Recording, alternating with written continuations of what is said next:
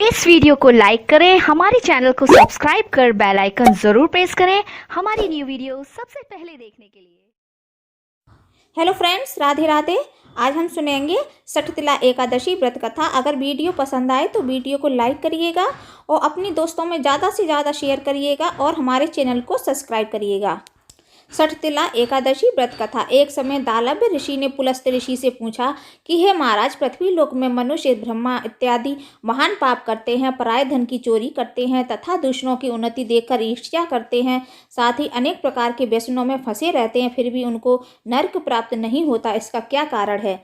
वे न जाने कौन कौन सा दान पुण्य करते हैं जिससे उनके पाप नष्ट हो जाते हैं। यह सब कृपा पूर्वक आप कहिए। पुलस्त्य मुनि कहने लगे, ही महाभाग, आपने मुझसे अत्यंत गंभीर प्रश्न पूछा है। इससे संसार के जीवों का अत्यंत भला होगा। इस भेद को ब्रह्मा, विष्णु, रुद्र तथा इंद्र आदि भी नहीं जानते हैं, परंतु मैं आपको यह गुप्त तत्व अवश्य बताऊंगा। उन्होंने कहा कि माघ मास लगते ही मनुष्य को स्नान आदि करके शुद्ध रहना चाहिए। इंद्रियों को वश में कर काम, क्रोध, लोभ, मोह, अहंकार, ईर्ष्या तथा द्वेष आदि का त्याग कर भगवान का स्मरण करना चाहिए। पुष्य नक्षत्र में गोबर, कपास, तिल मिलाकर उनके कंडे बनाना चाहिए। उन कंडों से 108 बार हवन करना चाहिए।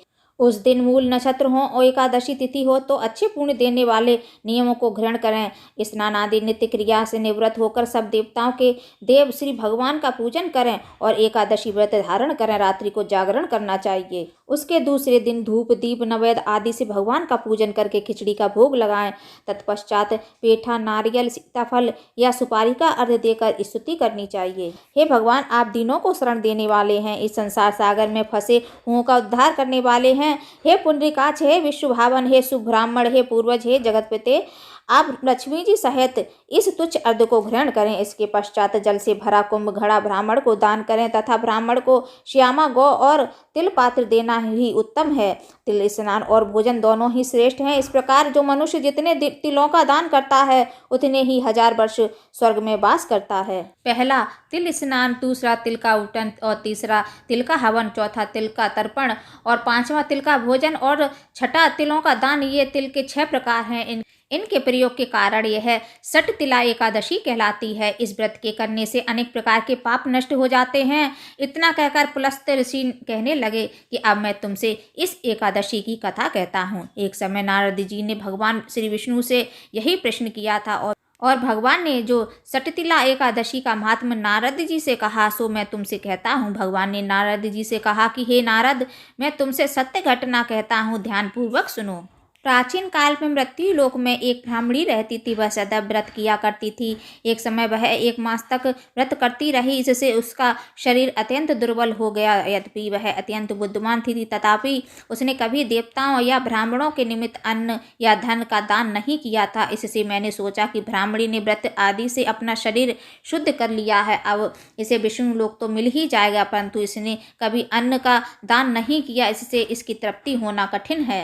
भगवान ने आगे कहा, ऐसा सोचकर मैं भिखारी के वेश में मृत्यु लोक में उस ब्राह्मणी के पास गया और उससे भिक्षा मांगी। वह ब्राह्मणी बोली, महाराज किस लिए आए हो? मैंने कहा, मुझे भिक्षा चाहिए। इस पर उसने एक मिट्टी का ढेला मेरे भिक्षा पात्र में डाल दिया। मैं उसे लेकर स्वर्ग में लौट आया। कुछ समय बाद ब्राह्मणी भी शरीर त्याग कर स्वर्ग में आ गई। उस ब्राह्मणी को मिट्टी का दान करने से स्वर्ग में सुंदर महल मिला, परंतु उसने अपने घर को अन्नादि सब सामग्रियों से शून्य पाया। घबराकर वह मेरे पास आई और कहने लगी कि भगवान, मैंने अनेक व्रत आदि से आपकी पूजा की, परंतु फिर भी मेरा घर अन्नादि सब वस्तुओं से शून्य है। इसका क्या कारण है?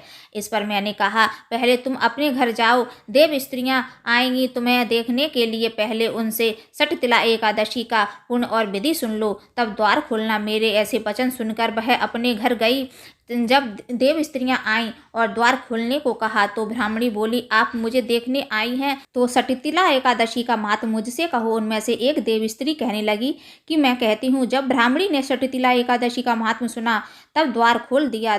देवांगनाओं ने उसको देखा कि ना तो वह गांधारवी है और ना आसुरी, वरन पहले जैसी मानुषी है। उस ब्राह्मणी ने उनके कथानुसार षठतिला एकादशी का व्रत किया, इसके प्रभाव से वह सुंदर और रूपवती हो गई। उसका घर अन्नादि समस्त सामग्रियों से युक्त हो गया। अतः मनुष्यों को मूर्खता त्याग कर षठतिला एकादशी का व्रत और लोभ न करके तिलादि का दान करना चाहिए। इससे दुर्भाग्य, दरिद्रता तथा अनेक प्रकार के कष्ट दूर होकर मोक्ष की प्राप्ति होती है। बोलो श्री हरि विष्णु भगवान की जय।